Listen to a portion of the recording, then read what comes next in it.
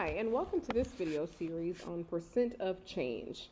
Okay, so in the last video, we talked about the percent proportion, we talked about proportions, we talked about gradient, which is also a percent proportion.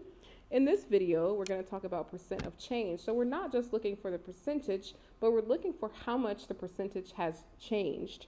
Okay, so how do we find the percent of increase or the percent of decrease? So that means a percentage value is changing because an actual value is changing. So percent helps us compare how much has changed to 100.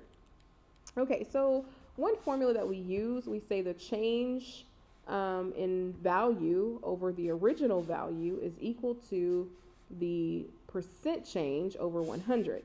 And so this little symbol, delta, represents change. So it means change. You guys have seen it before at the beginning of the year, so don't forget it. So it tells you that something is changing. So we're looking for a difference in something. So a change or difference. Okay, so how do you find it? Well, there's some procedures. Well, of course, you want to subtract the original amount from the final amount. So subtract original amount from final amount to find the amount change. Then set up a ratio and compare the amount of change to the original value. And then you set up another ratio that compares the change in percent to 100. And so what we get is the change over the original value compared to the percent change over 100.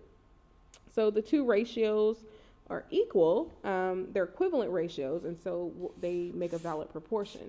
Well, in this case, we're trying to find one thing from the other. We're trying to find a missing value, and so we know that if our percent change is going to be proportional to our actual change, then we can use a proportion to solve for the missing value.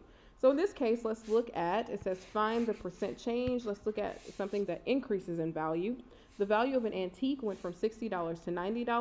Well, what I use is final minus original over divided by the original price. So this is the final price minus the initial price. And I say initial because I don't like to use O in the equation because it gets confusing and people always mistake it for zero. So the final price minus the initial price, or value, right? Final value minus initial value over the initial value. Well, what does original or initial mean? It means what the original price was. So if there was a change, what did it change from? And then the final, of course, means what did it change to? Okay, so we're going to use that and compare it to the percent change. We want to find the percent change, so that's what we're missing in this case. So if the value of an antique went from 60 to 90, then F is $60, and the final, I'm sorry, I have that a little backwards. Let me erase that. The original, or the initial, I, is 60, and 90 is the final. So 60 is what it changed from. That was the starting value.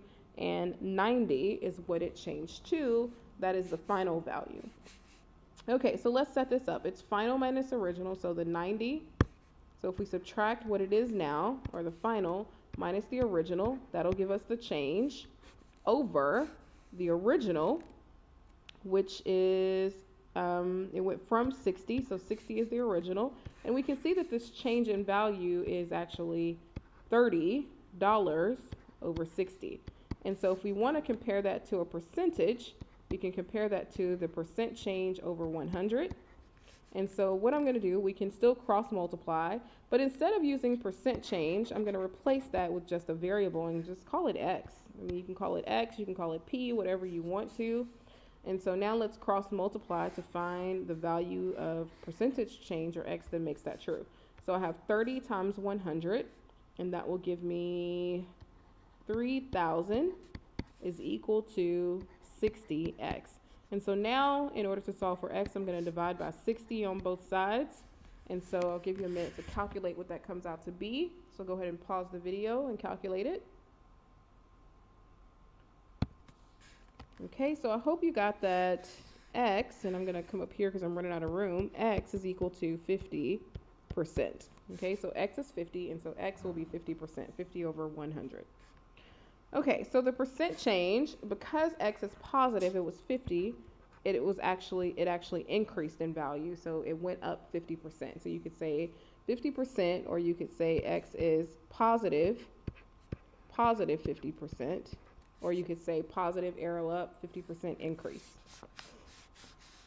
Okay, so let's look at an example where we have a percent change, but something is decreasing in value. Okay, so in B it says Namaz's grade in math went from 82 to 78. Okay, so let's set up our equation. Remember that we set up final minus original. So I'll call that F, or final minus initial. So I stands for the original price or value. And F stands for the final price or value.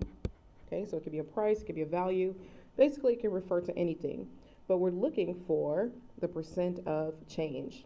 And so in this case, when we set it up, the final grade, in this case, was 78, and the initial grade or the original grade was 82. So we're going to say 78 for the final minus 82 for the initial, divided by the initial or original, which is 82. Okay, so then we're going to say that that is equal to x, which we use to represent our percent change over 100. Okay, so first let's find out what the actual change is. 78 minus 82, well, that gives a negative 4. And so what I have is negative 4 over 82 is equal to x over 100. Okay, so now I'm going to attempt to solve for the missing value by using the means extremes rule for proportions. So negative 4 times 100 is negative 400 is equal to 82 times x, which is 82x. Okay, so what I have here, the last step is to solve for x, and so what I'm going to do is divide both sides by 82. And so that will give me, you can go ahead and calculate that, I'll give you a minute.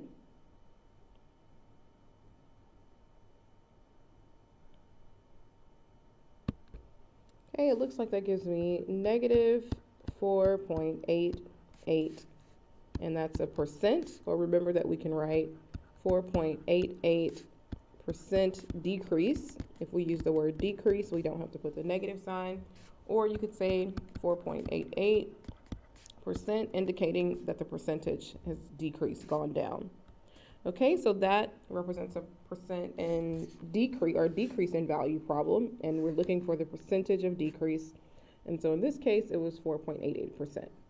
Okay, so I hope this helps, and stay tuned for the next series of videos that will help you when we use percent of increase and percent of decrease in retail situations. Okay, thank you.